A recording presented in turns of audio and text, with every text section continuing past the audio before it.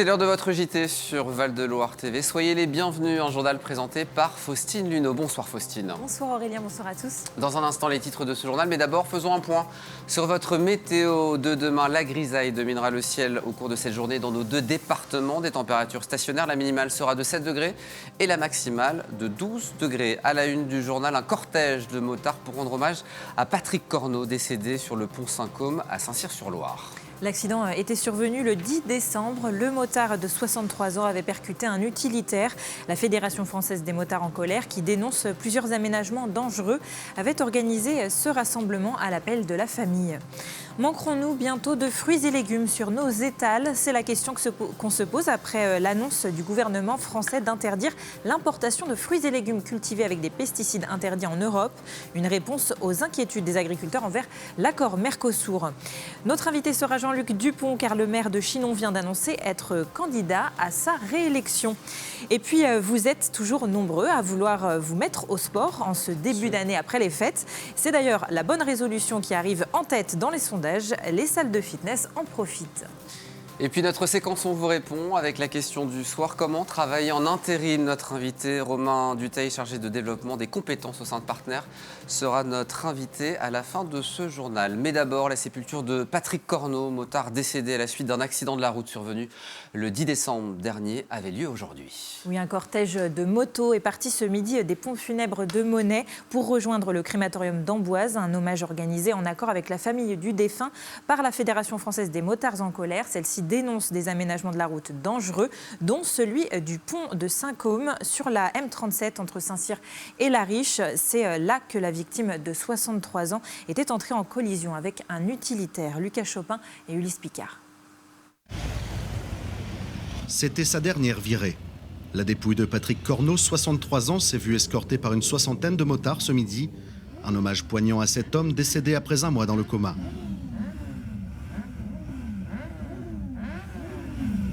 C'est son fils Teddy qui a contacté la Fédération française des motards en colère en l'honneur d'un père qui vivait pour la moto. Je sais qu'ils sont solidaires et je suis motard aussi, donc je les suis déjà. Et pour la générosité, je sais qu'ils sont là et je voulais faire quelque chose de beau pour mon père en peu de temps. Donc voilà, je me suis dit que c'était la meilleure solution. Ça vous a plu ce qu'ils ont fait? Ouais, c'était super, franchement c'était incroyable. Mais je ne manquerai pas de les remercier plus tard dans la journée ou même demain, mais c'était extraordinaire, c'était vraiment bien. Un moment fort, empreint d'émotion et de regrets aussi. En effet, en marge du recueillement, les motards en colère ont dénoncé des infrastructures dangereuses pour les leurs, comme des marquages au sol glissants, des virages risqués non indiqués ou encore des routes peu entretenues. On est là pour la même cause. On est là justement pour rendre hommage à un des nôtres qui est parti bien trop jeune, juste arrivé à la retraite. Alors nous, la FFMC, on l'a doublement amer parce qu'en fait, l'endroit où a lieu l'accident, c'est un endroit qu'on a pointé à plusieurs reprises, encore peu de temps, et on s'aperçoit que il n'y a rien qui change. Aujourd'hui, la FFMC souhaite travailler avec les maires et les préfectures au plus vite. Elle assure que de nombreux accidents pourraient être évités. On vous en parlait hier. Depuis dimanche soir, des agriculteurs bloquaient les plateformes logistiques d'Auchan et Lidl à Chanceau-sur-Choisy et Sorigny. Les deux blocages vont être levés ce soir. Ces deux actions étaient menées par la coordination rurale et les jeunes agriculteurs qui protestent contre la concurrence déloyale, s'opposent à l'accord commercial entre l'Union européenne et le Mercosur en passe d'être signé et accusent la grande distribution de privilégier certains produits étrangers face à leurs équivalents français. Alors face à cette mobilisation des agriculteurs, le gouvernement français a décidé de suspendre les importations de fruits et légumes cultivés avec des pesticides interdits en Europe. Mais alors, les clients sont-ils vraiment sensibles à la provenance des produits et va-t-il bientôt manquer de fruits et légumes sur les étals des primeurs? Romain Delville a posé la question sur le marché Saint-Paul à Tours.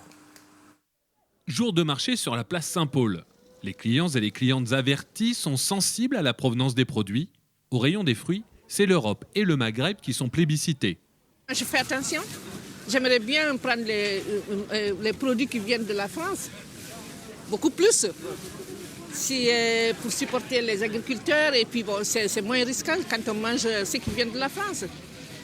Il y a moins de produits pour, de pesticides qu'on met dedans, je suppose.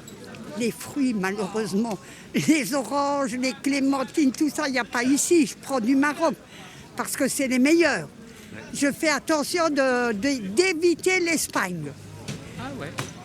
Parce qu'on dit qu'il y a plus de pesticides, de tout ce qu'on veut en Espagne. Ici, la décision de la France de ne plus importer des produits agricoles tels des avocats, des mangues et autres agrumes s'ils contiennent certaines substances interdites ne semble pas choquer les marchands. Beaucoup de fruits sont originaires du sud de l'Europe ou du Maghreb. Si le client ne demande pas, il y en a il y en a en Espagne, la mangue en Espagne, il y en a. C'est une belle mangue, mais quand il n'y en a pas là-bas, on en rachète là-bas. Pendant les fêtes, en hiver, il n'y en a pas en Espagne. Ça vient de là-bas. La mesure conservatoire de la France sur les fongicides et herbicides interdits devrait donner lieu à des contrôles en amont. En cas d'interdiction avérée d'importation, l'offre de fruits et légumes sur les étals pourrait alors se réduire, un moindre choix pour une sécurité alimentaire plus grande. À 2 mois, quasiment jour pour jour du premier tour des élections municipales, on va s'intéresser à la ville de Chinon ce soir. Oui, car l'actuel maire de la commune, Jean-Luc Dupont, a annoncé se relancer dans la course pour un 3e mandat. Il nous rejoint en plateau car c'est notre invité. Bonsoir Jean-Luc Dupont et bienvenue sur Val-de-Loire TV. Bonsoir. Alors, c'était pas vraiment une surprise de vous voir vous représenter. Vous aviez déjà laissé un peu entendre que vous vouliez retourner en campagne. Pourquoi ne faire l'annonce officielle que maintenant, alors que, par exemple, Jérôme Field, le candidat de gauche et du centre qui va être en campagne en face de vous, et lui est parti déjà il y a 2 mois vers les municipales? Il y a plusieurs raisons. D'abord, nos concitoyens étaient dans le marasme actuel que traverse notre pays. Je sentis que la population avait besoin de passer des fêtes sereinement et de se retrouver de façon apaisée en famille. Et le moment opportun après les fêtes me semblait le moment juste pour pouvoir faire cette déclaration. Et il y a un temps pour chaque chose et la campagne, elle va démarrer maintenant à la rentrée. Ça a été une décision facile à prendre ? Oui, enfin, elle est dans la suite logique de ce qu'on a fait. Vous savez, l'engagement pour une collectivité comme Chinon, c'est pas un mandat de plus. C'est pas ce que je vis, c'est qu'est-ce que je souhaite faire au service des Chinonaises et Chinonnais. Est-ce que j'ai encore l'énergie? Est-ce que j'ai la volonté? Est-ce que mon équipe est toujours armée pour la même chose? Et on a fait le bilan de nos actions et on se dit qu'on a fait beaucoup, il reste encore beaucoup à faire et qu'on a encore la volonté de pouvoir servir les Chinonaises et les Chinonnais. Vous aviez l'impression que 2 mandats, c'est pas suffisant pour aller au bout de vos projets? En fin de compte, j'ai passé un premier mandat à redresser les finances dans une situation qui était quasi catastrophique. On a failli être sous tutelle. Et donc, ce premier mandat, il a été un travail plutôt technique de fond, mais pas beaucoup pour concrétiser les projets. Le deuxième nous a permis de commencer à engager beaucoup, mais on a démarré avec 2 années de Covid, qui ont quand même freiné la mise en œuvre. Derrière, un conflit russo-ukrainien avec une explosion des coûts, donc des projets difficiles à mettre en œuvre à cause de cela. Et donc, on se rend compte qu'en fin de compte, des mandats, c'est aussi sur une stabilité, un peu de temps long. L'idée n'est pas de se dire qu'on doit être installé sur la durée, c'est quand même de pouvoir mettre en œuvre des politiques avec un peu de temps pour pouvoir le faire. Alors, quelle serait la priorité selon vous pour le prochain mandat? Est-ce qu'il y a de nouveaux projets à mettre en place? Est-ce qu'il faut poursuivre ce que vous avez déjà commencé? Évidemment que ce mandat, à la différence de ceux qui arrivent, il s'inscrit dans une forme de continuité. On a lancé tout un programme autour du programme Action Cœur de Ville, notamment sur le logement, la dynamique économique de commerce de proximité, sur les espaces publics, sur l'environnement, sur les mobilités. Et donc tout ce travail, il est initié, il commence à porter ses fruits, et donc on ne peut pas le cesser maintenant, il faut vraiment le poursuivre. Il y a aussi des axes qu'on doit maintenant aller encore un peu plus loin sur la sécurité. On a mis en place la police municipale intercommunale, on est en train de faire la première tranche de vidéoprotection dans la ville. Donc on sent que les mœurs ont aussi évolué. Il y avait un besoin de ce côté-là? Oui, il y a forcément un besoin. Je l'avais proposé dans la précédente mandature, et en fin de compte, au début du mandat, on avait senti non pas de la réticence, mais une interrogation.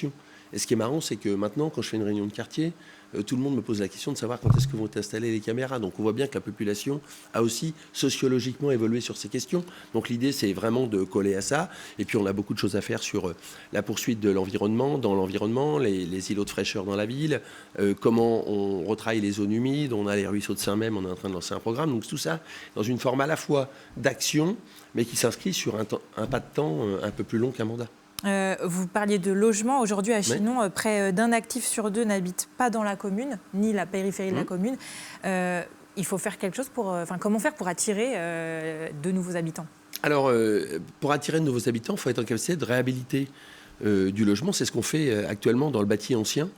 où on vient de Ça va remettre... être un point que vous allez qu'on va continuer à développer, évidemment.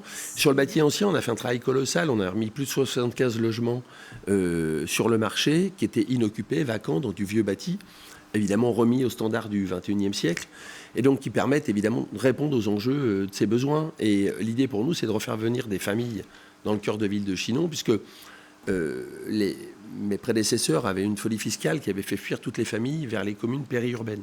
Et donc on souhaite, c'est refaire venir les familles. Aujourd'hui, on est en train d'inverser les choses, puisque la population croît à Chinon, dans les villes-centres, et ce n'est pas le cas partout. Donc il faut le reconnaître. Et du coup, c'est de gagner sur les parts qui concernent les familles avec enfants, parce que je pense que c'est un axe important pour nous. Attirer avec le cadre de vie on jouit de plusieurs éléments.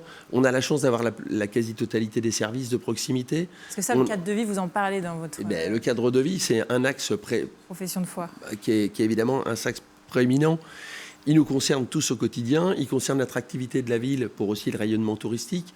Chinon jouit aujourd'hui d'une réputation touristique. On l'a accrue avec son image, la ville-étape départ du Tour de France l'année dernière, le rayonnement que la ville prend au travers de grandes manifestations nous permet à la fois de séduire de nouveaux habitants, mais aussi de faire venir, de pouvoir faire en sorte que les habitants souhaitent venir ici sur la ville. Vous serez à la tête de la liste Chinon Force et Passion. Est-ce qu'elle est constituée ? Oui, elle est constituée. Ouais. Oui. Et est-ce que ce sera la même qu'en 2020 ? Est-ce qu'il y a des changements ? Non, enfin, à chaque fois... Oui, je peux en parler très clairement. En fin de compte, une équipe municipale, c'est un savant équilibre entre l'expérience et la fraîcheur de la jeunesse. Et l'expérience, c'est aussi s'assurer de gens qui maîtrisent les rouages du fonctionnement d'une collectivité, qui connaissent bien le terrain. Ça, c'est extrêmement important, mais aussi, c'est l'apport de 109 qui va permettre aussi une régénération de l'équipe, des idées nouvelles et de permettre d'amener du dynamisme supplémentaire. Donc, c'est un savant équilibre qui fait qu'il y a à peu près 50% de l'équipe de 2020 qui sera dans l'équipe de 2026. Et puis, le reste, c'est la régénération naturelle. Malheureusement, les aléas de la vie. J'ai eu des décès dans chacun des 2 mandats précédents, malheureusement. Il y a des départs professionnels, donc il faut régénérer, mais c'est aussi sain de pouvoir se régénérer et pour la population aussi d'avoir des nouveaux élus. Une dernière petite question très rapide. Si vous êtes réélu, est-ce que vous aurez pour ambition de vous représenter à la présidence de la communauté de communes ?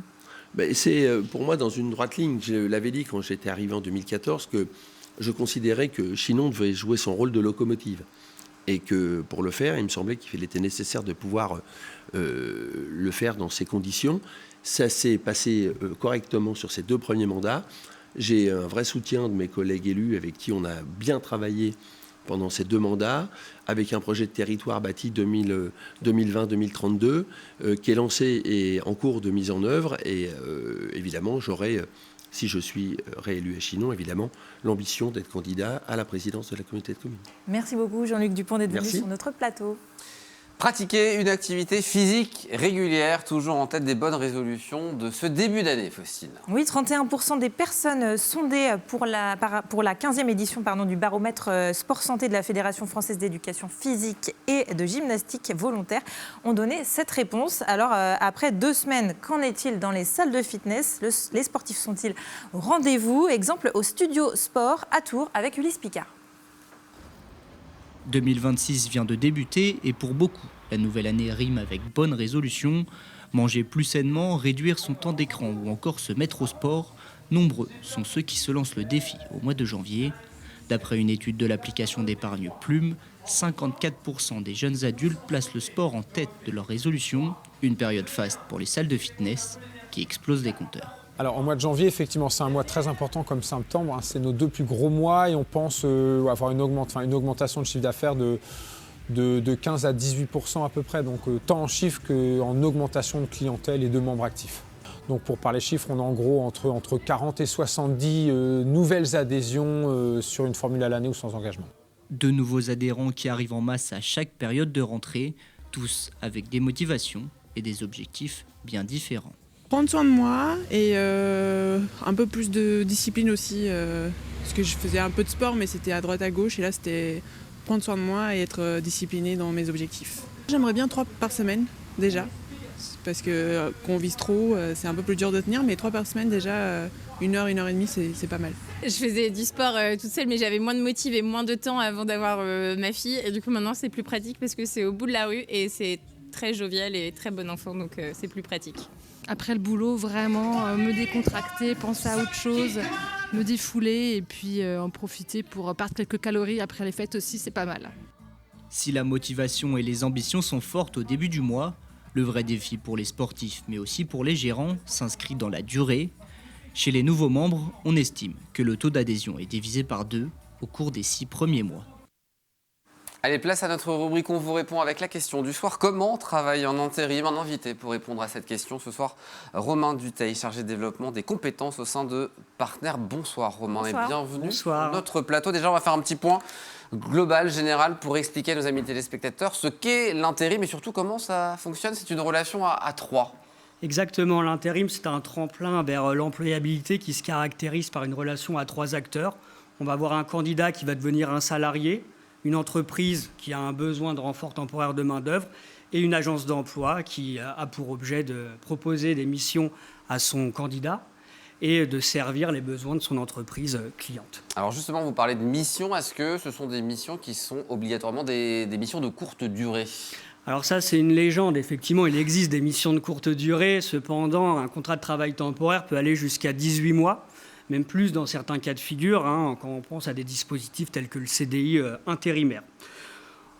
En tout état de cause, du travail temporaire, c'est le salarié qui intègre une entreprise utilisatrice via son agence d'emploi pour effectuer une tâche bien particulière qu'on appelle une mission. L'entreprise utilisatrice a besoin de lui justement parce qu'elle a un de ses salariés qui est absent.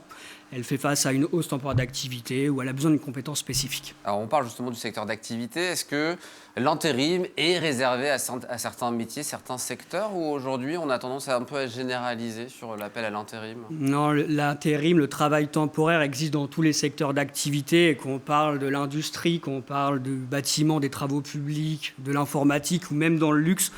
On va avoir des entreprises qui peuvent accueillir des salariés intérimaires et qui accueillent des salariés intérimaires sur tout type de qualification, ouvriers, agents de maîtrise, cadres. En intérim, seules les compétences comptent. Ça, c'est quelque chose qu'il faut toujours avoir en tête. C'est une belle opportunité aussi de se faire une première expérience, de se faire connaître d'une entreprise aussi quand on est jeune et qu'on se lance dans l'intérim. Exactement. On a même tendance à dire que le travail temporaire, ça peut être une stratégie de carrière. Venir travailler avec une agence d'emploi permet d'explorer différents secteurs d'activité, permet de découvrir des entreprises diverses et variées, développer ses compétences et de construire son réseau. On peut donc rassurer les parents qui nous regardent ce soir. Si on a un jeune à la maison qui se lance dans l'intérim, ce n'est pas spécialement de la précarité, c'est une démarche vers l'emploi. Exactement. Moi, je vois l'intérim, le travail temporaire, comme un outil de flexibilité professionnelle, qui est souvent choisi d'ailleurs, qui permet de monter rapidement en compétences, de se créer un réseau, de gagner en expertise. D'ailleurs, nos clients nous le disent souvent, ils apprécient les facultés d'adaptation de nos salariés temporaires, qui est une soft skills extrêmement recherchée sur le marché du travail à l'heure actuelle. On va parler finance, porte-monnaie. Comment on est payé en intérim? On a toujours l'impression qu'on est mieux payé que sur un poste en CDD ou en CDI. C'est une excellente question. C'est une légende ou pas? Ce n'est pas une légende. Cette fois-ci, le principe phare dans le travail temporaire, c'est le principe dit d'égalité de traitement. Le salarié intérimaire est payé de manière strictement identique à un salarié de l'entreprise en CDI ou en CDD. Simplement, le salarié temporaire bénéficie en quelque sorte d'un petit bonus de 20% en fin de contrat, 10% d'indemnité compensatrice de congés payés et 10% d'indemnité de fin de mission. Dernière question, pour candidater dans l'intérim, il faut peut-être aller dans les agences notamment ou sur Internet. Faire attention aussi de ne peut-être pas postuler sur des grandes plateformes. Chacun, effectivement, voit à midi à sa porte. Il est possible de postuler sur les sites Internet des différentes agences d'emploi, des groupes de travail temporaire. On estime, nous, que le mieux, c'est quand même de se rendre en agence pour rencontrer un expert. Encore en 2026, c'est important ? Bien sûr, plus que jamais. D'ailleurs, la relation humaine dans le travail temporaire, c'est important. L'expert pourra échanger avec vous sur votre profil, vos compétences, vos besoins, vos envies. Il arrive d'ailleurs régulièrement qu'en sortant de l'agence, d'un candidat ou une candidate, d'ailleurs, ressorte avec une mission, ou ressortent avec un projet de formation en lien avec ses aspirations professionnelles. Et ben voilà, on aura reprécisé ce soir le travail intérimaire. Merci beaucoup Romain Dutheil, chargé de développement des compétences de partenaires, d'être venu sur notre plateau. Ce soir, avant de se quitter, rappel du principal titre, Faustine. Oui, un cortège de la Fédération française des motards en colère a rendu hommage à Patrick, motard de 63 ans décédé à la suite d'un accident survenu sur le pont Saint-Côme à Saint-Cyr-sur-Loire. Un événement pour dénoncer aussi l'existence de plusieurs aménagements de la route que l'organisation juge dangereux, dont l'endroit, par exemple, où avait eu lieu cet accident le 10 décembre dernier. Dans un instant, restez avec nous, on continue de vous parler des municipales avec notre émission En campagne. Oui, Michael Texier reçoit même 2 invités ce soir. Et oui, ce soir, nous vous proposons 2 numéros d'En campagne, votre rendez-vous politique en partenariat avec la Nouvelle République. 2 émissions consacrées à Tours, sécurité, attractivité, mobilité. Henri Alfandari, candidat du centre droit, et Benoît Pierre, candidat du centre, répondront aux questions de nos journalistes. À tout de suite. En campagne, c'est à ne pas rater. C'est dans quelques instants sur Val de Loire TV. Nous, on se donne rendez-vous demain, Faustine. Mais bien sûr. 17h50, vous êtes d'accord? Comme d'habitude. Eh bien oui, nouveau numéro de Val de Loire en direct demain à 17h50. Très bonne soirée. En campagne, c'est dans quelques instants.